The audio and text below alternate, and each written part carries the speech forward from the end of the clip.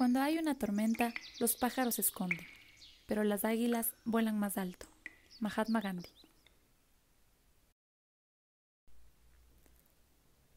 Mi nombre es Carla Granda.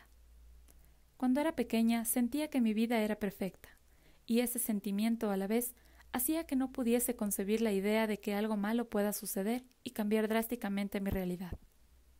Vamos a ver cómo canta el papá. Es mi niña bonita. Es un aplauso con su carita de rosa. Doctor. Es mi niña bonita. Eso, qué lindo que canta. Cada día más hermosa. La última. Es mi niña bonita. Es otro aplauso, por favor. Échale nardo y clave. La mami es mi niña bonita. Es mi niña bonita. Son cantantes los papis. Cuánto la llego a querer, mi niña bonita. A veces creo que mi vida se construyó sobre bases muy firmes en todos los aspectos, con la finalidad de soportar el peso de lo que estaba por venir. Los problemas de salud en mi familia eran algo con lo que aprendí a vivir. Pero el dolor que sentí por la muerte de mis padres fue la experiencia más desgarradora que experimenté, aunque irónicamente me dio las mejores lecciones de vida. Lo primero que aprendí fue a ver la muerte no como una enemiga de la vida, sino como parte de un proceso natural del cual nadie puede huir. La gente se asusta solo de nombrarla porque saben que cuando llega, se acaban todas las oportunidades de vivir a plenitud. Es absurdo cómo mucha gente aprecia más la vida cuando está al borde de la muerte. Otra de las grandes lecciones que aprendí es el respeto al sufrimiento ajeno. Había asistido a muchos velorios y había evidenciado todo tipo de reacciones. En muchas ocasiones me costó decir las palabras mi sentido pésame o lo siento mucho, porque en el fondo no lo sentía y tenía cierta sensación de culpabilidad por ello. Cuando pasé de ser espectadora a protagonista, entendí que uno no tiene por qué sentir el dolor ajeno. No está en la obligación de sentirlo como suyo, ni de hacer un luto que no siente, ni de asistir a un velorio por compromiso.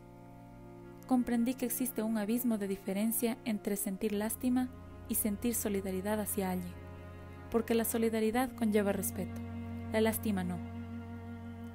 El respeto incluye dejar que cada individuo viva su luto a su manera, pero resulta que está mal visto que una persona no llore, que no sufra o no se aferre a la religión.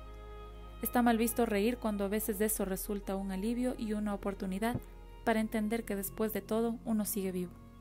¿O acaso el que más llora es el que más ama?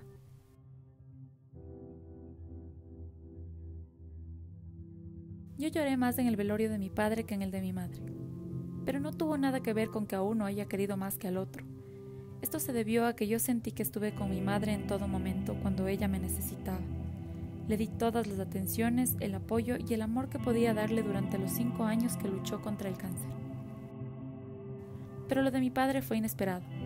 Él enfermó y en un lapso de 3 meses falleció a causa de un mieloma múltiple, y seguramente también a causa de un dolor incesante dentro de él, que lo disfrazaba con una gran sonrisa para brindarnos algo de esperanza y fortaleza. ¿Cómo podría imaginar que quien me daba a mí la fuerza para afrontar la enfermedad de mi madre era quien más ayuda necesitaba?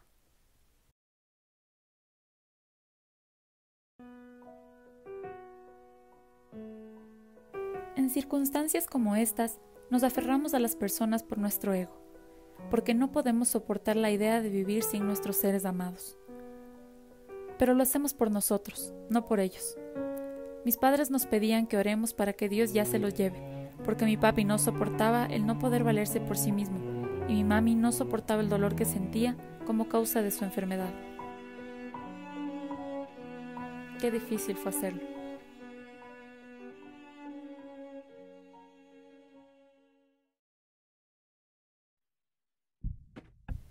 En ese instante comprendí que era necesario dejarlos ir, que su dolor en esos momentos era más grande que sus fuerzas para luchar por sus vidas, que ya no debía pensar solo en mí, porque no concebía la idea de vivir sin ellos.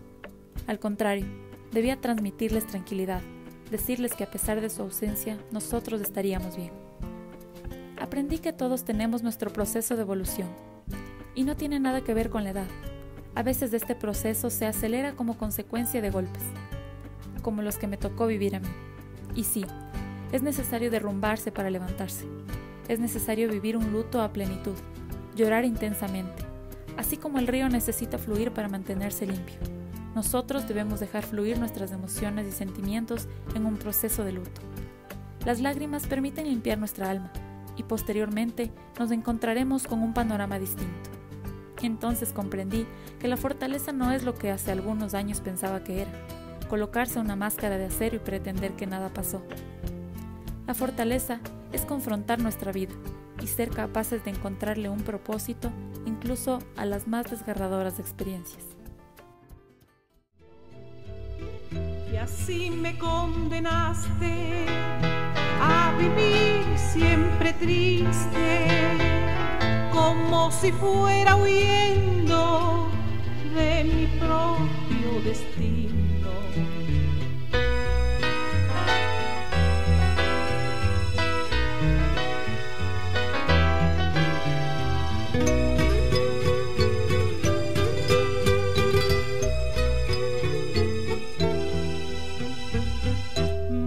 La vida sonámbula en su corriente loca y en remolino trágico nos ofrecía un nido, y en tanto que tu sangre...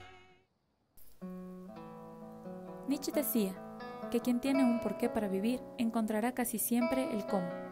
Y Víctor Frankl, autor del libro El hombre en busca de sentido, asegura que bajo cualquier circunstancia el ser humano puede encontrar sentido a su vida y que el sentimiento de vacío existencial o desesperanza no es más que el resultado de un sufrimiento sin un propósito. Encontrarme con esta obra fue una hermosa coincidencia, porque no solo me mostró la muerte y el sufrimiento desde una perspectiva totalmente distinta, sino que además me enseñó el verdadero significado de la gratitud por el simple hecho de estar viva.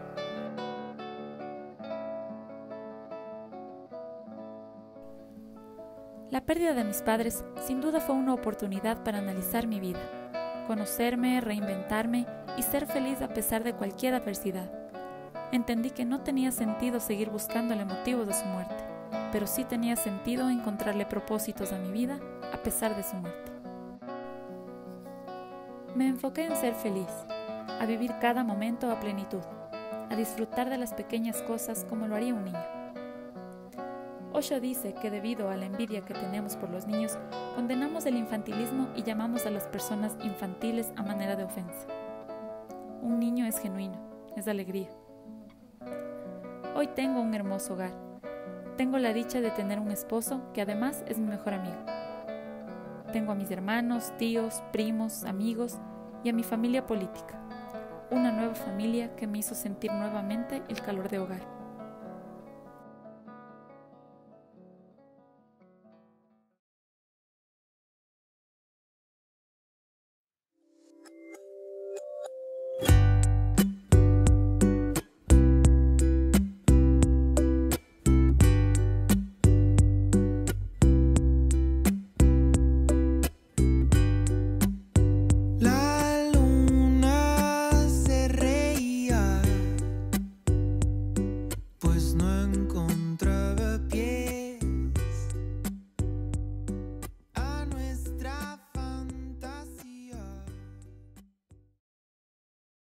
Aunque la muerte en general es asimilada como una tragedia, no hay consuelo más poderoso que saber que fuimos buenos hijos y que demostramos todo el amor que sentimos hacia nuestros padres o seres queridos en vida.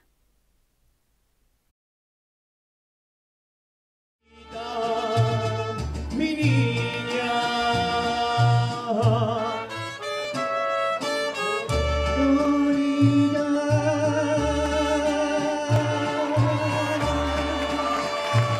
gracias, doctor, gracias. Eso, qué bonito que estuvo eso. Y ahora sí, ¿quieren bailar o quieren una romántica?